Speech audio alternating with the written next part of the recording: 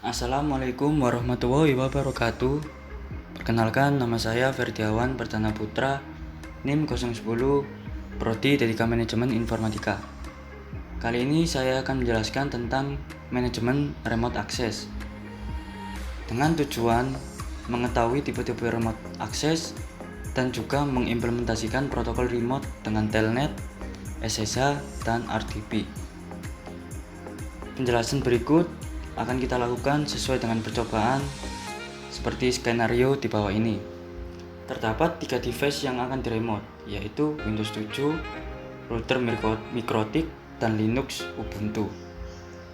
Untuk remote Windows 7 menggunakan protokol remote RDP, router Mikrotik menggunakan Telnet dan SSH, sedangkan Linux Ubuntu menggunakan SSH. Berikut langkah percobaan.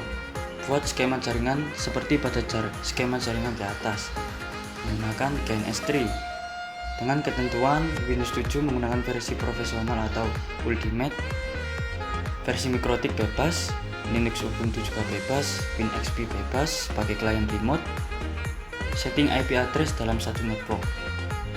Jadi sebelum melakukan percobaan di bawah ini, kalian pastikan sudah men-setting IP address masing-masing. IP addressnya dalam satu network. Jadi saya sudah men-setting IP-nya sesuai dengan skenario. Windows 7 menggunakan IP 1.1, kemudian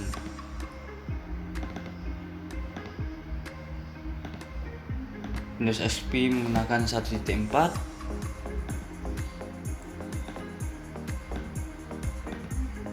dan kita cek dulu, masuk ke menu IP address, kalian cek apakah sudah benar. Di sini untuk mikrotiknya routernya sudah saya setting 1.2, dan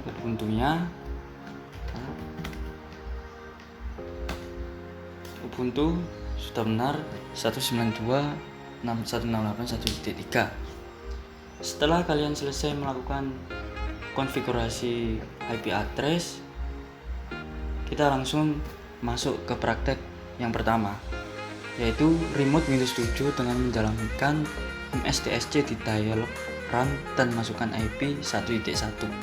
Jadi kita meremote Windows 7 menggunakan Windows XP. Pertama yang kita lakukan, kita buat user terlebih dahulu di Windows 7 agar mudah. Nanti saja komputer manajemen. Setelah itu kalian masuk local user yang kita buat user baru. Nama ini remote saja. Masuknya remote. Masuknya expired. Kita create. Kemudian kita atur terlebih dahulu. Usernya kita atur. Kita klik kanan, klik properties, kemudian masuk menu tab member of. Di sini sebelah sini user ini kalian hapus saja, dan remove, dan kita tambahkan fitur untuk remote dan sebagai administrator. Langsung menu advance, find now. Sini ada administrator, kalian klik OK. Kita tambahkan lagi yang manajemen ini, remote desktop user. Jadi kalau kita mengaktifkan fitur ini, kita masukkan ke grup ini, user ini bisa di remote menggunakan Windows 7. Tambahkan OK, sudah selesai OK, apply OK. Kita log off terlebih dahulu ya teman-teman. Kita log off. Nah, kita langsung masuk ke Windows XP nya. Kita close dulu biar rapi. Kemudian kita ikuti langkah seperti ini.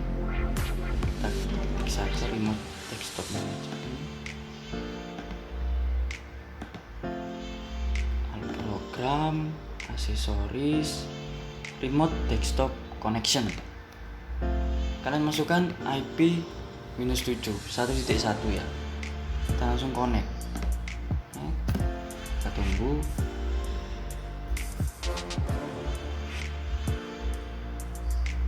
Nah, selesai, bisa ya. Ini karena ada user banyak, jadi kalian klik ini kalau tidak nemu user yang tadi. Kita masuk username-nya, remote. Kita login. Coba apakah bisa.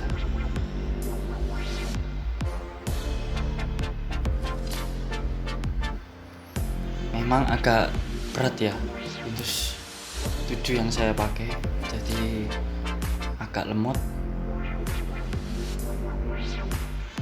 Nah, selesai seperti ini. Kita sudah meremote Windows 7. Berarti berhasil ya. Setelah selesai kalian close saja ini, kalian silang. Oke.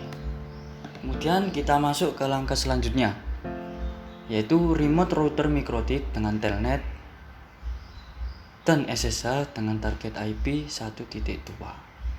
Jadi gini, kita langsung praktekkan saja menggunakan putih.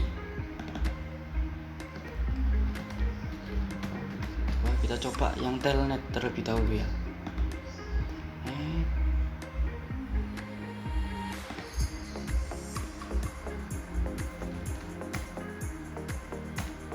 Nah, sudah masuk, berhasil. Kalian close saja. Kita ganti yang SSH. Kan perhatian ini SSH ya, portnya 22. Open, login sebagai admin. Nah, selesai, berhasil ya. Close saja. Kemudian kita remote Linux Ubuntu dengan SSH, portnya 22, namun dengan target IP yang berbeda, yaitu 1.3. Nah, di sini terdapat note, pastikan IP sudah terkonfigurasi dan dapat di-ping dari WinXP. Pastikan pula bahwa service SSH 23231 sudah terinstall. Oke, jadi kalian perhatikan, kalau kalian merasa belum melakukan langkah seperti ini, yang dua poin ini, pastikan kalian lakukan terlebih dahulu sebelum meremote Linux Ubuntu-nya ya. Di sini saya sudah sudah mengkonfigurasi ini. Di sini sudah jelas 192.168.1.3. Jadi kita langsung remote saja menggunakan Windows XP. Kita masuk putih, kalian ketikkan IP dari Linux Ubuntu. Nama apa? 1.3. Kita login sebagai Ferdi. Masukkan passwordnya. Nah, kita coba reboot.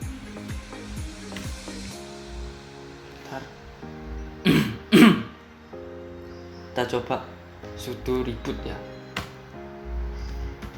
Apakah benar-benar terremote ini? Nah, sudah berhasil. Linux Ubuntu sudah terrestart. Jadi remote yang kita lakukan sudah berhasil semua. Jadi di sini cukup simple, namun kalau kita dalami lebih lanjut, ini sangat berguna ketika kita akan melakukan remote dari rumah, maksudnya meremote komputer dari rumah gitu. Ini sangat berguna. Jadi sekian dari saya. Terima kasih. Kalau ada salah kata mohon dimaafkan. Wassalamualaikum warahmatullahi wabarakatuh.